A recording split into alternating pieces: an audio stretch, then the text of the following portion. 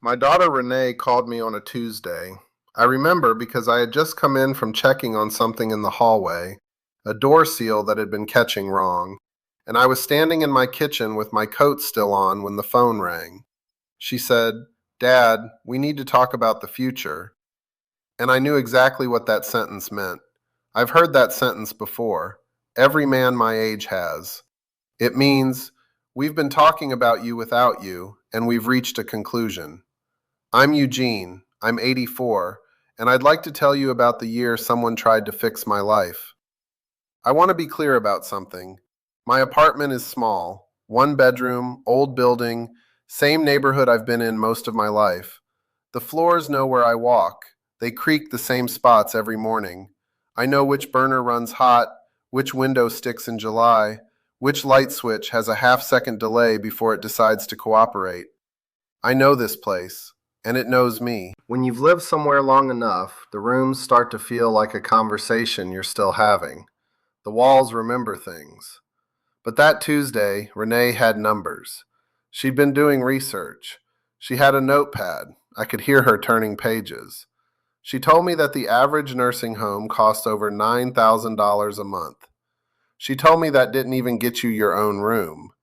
She told me about fall statistics, about medication management, about what happens to men my age who live alone when something goes wrong in the night. She was afraid. I understood that. What I didn't understand was why she'd already decided what the answer was before she called. "We think it might be time to consider a care facility," she said. I stood in my kitchen with my coat on and looked out the window at a building I've looked at for 40 years. I said I'd think about it. I should tell you that I had not fallen. I had not forgotten anything critical. I had not left the stove on, or missed a doctor's appointment, or wandered anywhere I didn't mean to go. What I had done was slow down, moved more carefully through the hallways, taken the stairs with a hand on the rail, accepted that the body, at 84, is not interested in your schedule. But slowing down gets noticed, especially by people who love you and are afraid. So I thought about it. I thought about it for 2 weeks, and then I made a mistake that took me the better part of a year to recover from. I said yes. The facility was 40 minutes outside the city. Renee had visited it first and described it the way you describe a hotel you're trying to convince someone they'll like. Clean carpets, a garden you can walk through in good weather, activities in the afternoon, a staff that really seemed to care. I moved in with 2 boxes and a lamp I couldn't leave behind. A floor lamp Lorraine had picked out decades ago. Brass base, cream shade. She had specific opinions about lighting. Said overhead lights made everything feel institutional. I put the lamp in the corner of a room I shared with a man named Harold, who kept the television on from 7 in the morning until he fell asleep at 9. Harold wasn't unkind. He had just been there long enough that he'd stopped noticing the volume. The television was his company. I understood that too. But here's what nobody told me. Nobody told me that the days there had a specific architecture to them.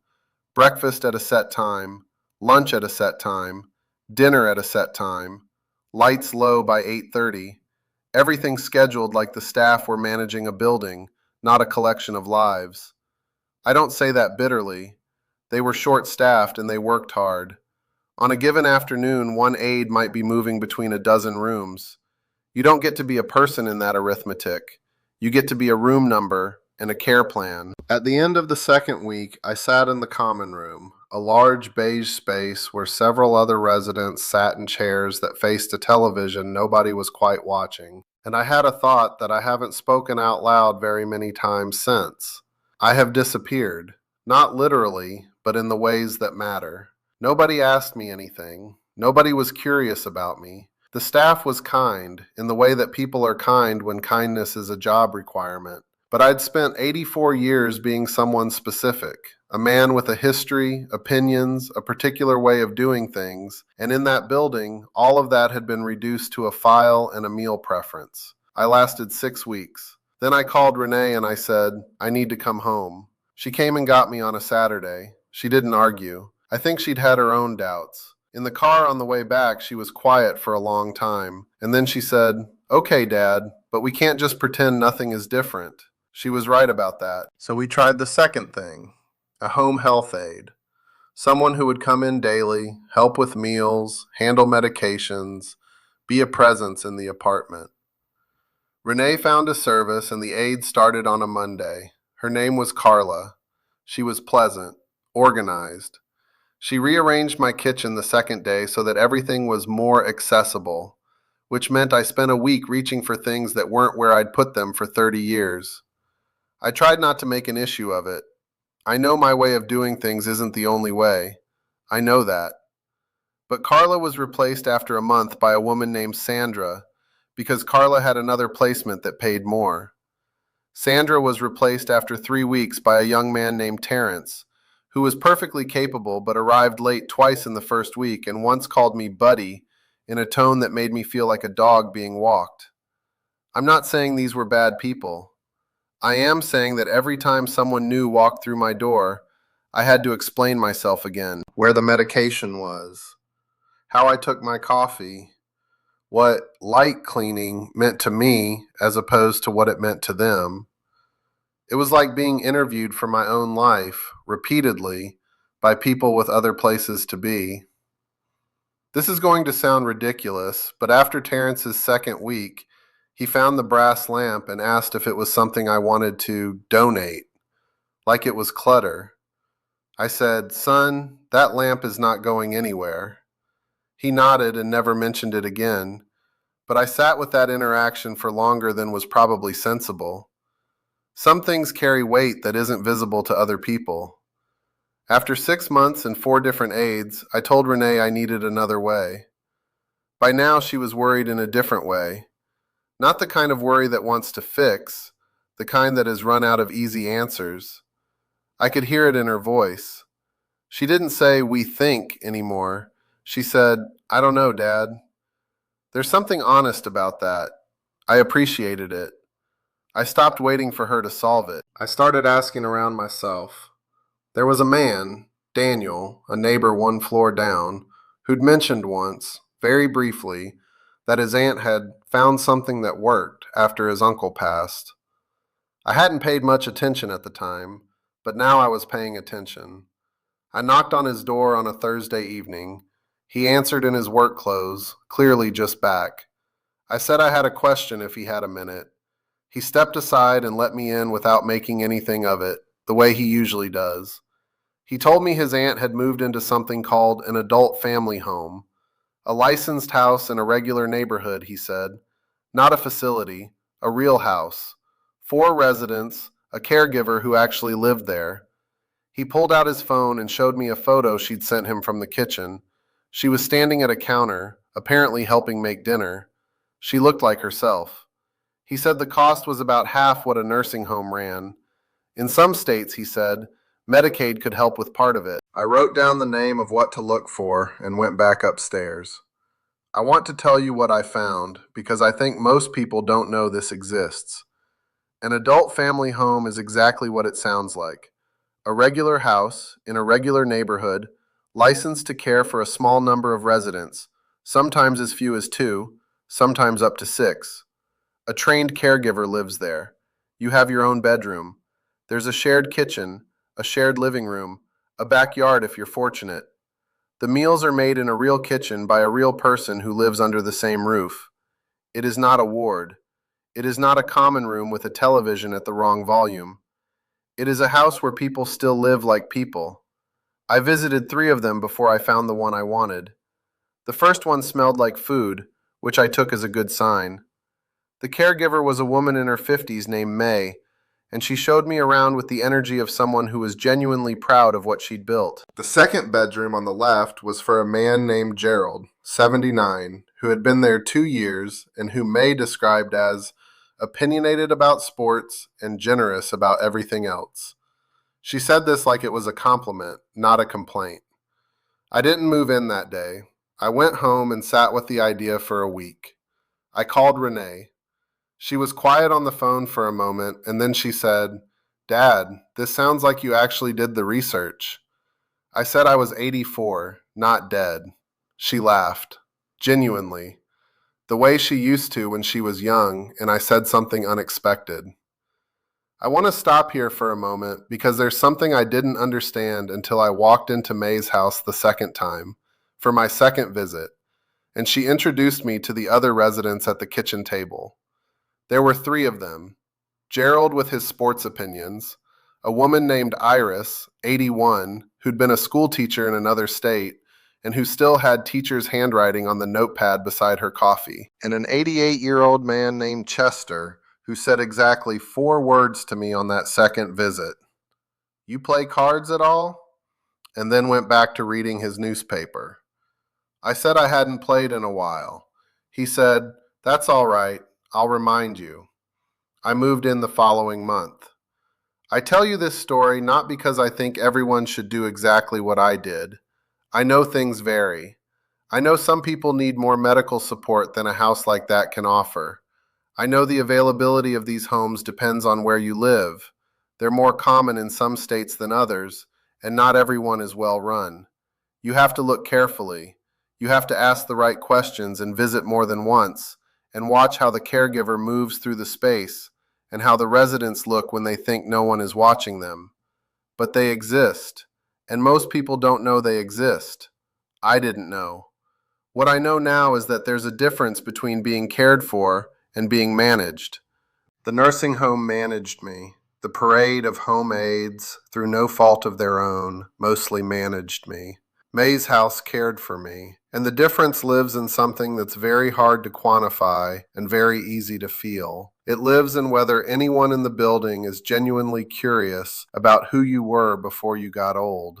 Gerald told me once, over dinner, about a game-winning catch he'd made in high school, must have been 1963 or so, with a level of detail that suggested he'd replayed it thousands of times. May listened like she'd never heard it, even though she'd certainly heard it before. Chester rolled his eyes in my direction, but gently. Iris said, "Gerald, you've earned that story. Tell it as many times as you want." That's a small thing. It is not a small thing at all. The other thing I want to mention, because I think it bears saying, is the money. The nursing home Renee had initially suggested was just over $9,200 a month for a semi-private room. That number is what made her nervous when she looked at my finances, because she was doing the math on how long savings holds up against that kind of monthly cost. There was talk, very gentle talk, about what would happen when it ran out. In May's house, I pay just under $4,000. In my state, depending on the circumstance, Medicaid can help offset a portion of that cost.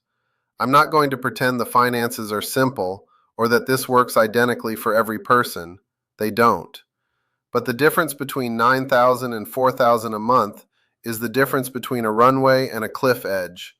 And that has changed the texture of how I feel about the future. I am not calculating the end of my savings anymore. I am living within what I have. That is a dignity all its own. I should mention something else I found because I think it's worth knowing. After I was settled and started having real conversations with Renee again, the kind where she wasn't afraid and I wasn't defensive, she told me she'd looked into a few other options she'd wished she'd found sooner. One was called senior co-housing. The idea is that you have your own unit, your own kitchen, your own front door, your own privacy, but you're part of a small intentional community where people share common spaces and, more importantly, look after each other by choice, not by assignment. The residents make decisions together about how the place runs. There's no management company extracting a profit from your need. She'd read about a community in Colorado, a small cluster of units all occupied by people over 55, where residents shared meals a few times a week and checked on each other without being required to, and where people had moved in not because they had to, but because they'd gotten tired of the particular loneliness of a large house full of history and no one to share it with. I sat with that image for a while, the particular loneliness of a large house full of history. That's exactly right. That's what some of my older friends were living with. Not danger, not incapacity, just the weight of a space that had been built for more people than were left in it. Renee also mentioned something called a village network. You stay in your own home, you don't move anywhere, but you join a community, usually a nonprofit, that connects you to volunteers and neighbors who can help with practical things. A ride to the doctor, help with groceries, someone to call when the power goes out. The annual cost she mentioned was somewhere between $200 and $500, not per month, per year. There are apparently hundreds of these networks across the country now. I had never heard of a single one. I don't say this with bitterness. I say it because that's the gap. The gap between what's available and what people know to look for. That gap costs people years. It cost them independence they didn't have to surrender. It cost them the particular piece of feeling like their life is still, in the ways that matter, their own. The hardest conversation I had that year was not with Renee. It was with myself, somewhere around the 4th week in the nursing home, sitting in that beige common room, watching the television that nobody was quite watching. I had spent most of my life believing that the right response to difficulty was to absorb it. My father had taught me that without quite meaning to. You carry what you're given. You don't make a scene about your needs. You get through. But sitting in that room, I had a different thought. I thought, getting through is not the same thing as living. I had gotten through plenty. I'd done the work, paid the bills, showed up for people, held things together when they needed holding. That part of my life had been real. It had mattered. But it had also, at times, cost me the ability to notice what I actually needed, let alone ask for it. And now here I was, 84 years old, in a room I hadn't chosen, and the thing I needed was simply to feel like a person. Not a case, not a room number, not an entry in a care plan. A person. That's not a complicated need. It's maybe the least complicated need a human being has. And it took me until I was sitting in that beige room, watching no one watch television, to understand that it was still mine to claim. Chester taught me to play gin rummy again. I had forgotten most of it. The rules came back faster than I expected. He played without mercy, but he explained his moves afterward like a professor who had genuinely enjoyed the subject for 50 years. One afternoon in late spring, I won 3 games in a row. Chester looked at his cards for a moment after the 3rd hand, set them down carefully and said, just that, and then he picked them up and dealt again. It was, without question, one of the more satisfying afternoons I'd had in recent memory. There is a pleasure in being genuinely competitive with someone who takes it seriously. There is a pleasure in an afternoon that is exactly as long as it needs to be. Iris asked me once what I'd done for work. I told her about maintenance and building operations, about the particular satisfaction of a problem you could solve with your hands, about knowing a building well enough to hear when something was about to go wrong. She said, "That sounds like a kind of listening." I had never thought of it that way, but she was right. That's exactly what it was. Listening to the physical world, knowing what sounds were normal and what sounds were warnings. It was a skill I'd practiced for 40 years without having a name for it. I sat with what she'd said for several days, that a teacher from another state, at a kitchen table in a licensed house in a neighborhood I hadn't known 3 months earlier, could hand me back a piece of my own life I hadn't realized I'd set down. That's what it means to live somewhere, not just to sleep somewhere, to live. My grandson Elijah visited me here last fall. He's a quiet kid, observant, doesn't say much, but he watches everything. He walked through the house slowly, the way he does, taking it in. He sat in the kitchen while May made coffee. He asked Gerald one question about football and then spent 45 minutes listening to the answer. When we walked outside afterward, he was quiet for a while, and then he said, "Grandpa, you seem like yourself here." I asked him what he meant. He said, "I don't know. You just seem like you." 84 years. I've outlived most of the people who knew me when I was young. I've carried things I set down too late, said things I should have said differently, stayed quiet in moments that deserved something spoken. There's a long list, if I want to look at it, of the ways I came up short. But my grandson walked through a house I'd found for myself, with a lamp in the corner that Lorraine had picked out because she had opinions about light, and he said I seemed like myself. I'll take that. I'll take that completely. 62 years of mornings. $4,000 instead of 9. A man named Chester who says, when you beat him at cards. A teacher named Iris who can hand you back a word for something you've always done. Small, specific, ordinary things. I don't know what I expected the later part of life to look like. Probably something more resolved than this, more finished. But it keeps moving, and I keep finding myself surprised by what it still contains. If you've been sitting with me today, thank you. I know some of what I've said might be sitting with you now in ways that take time to work through. That's all right. Take the time. If you'd like to pull up a chair again sometime, I'll be here. Hit subscribe. I'll be glad for the company.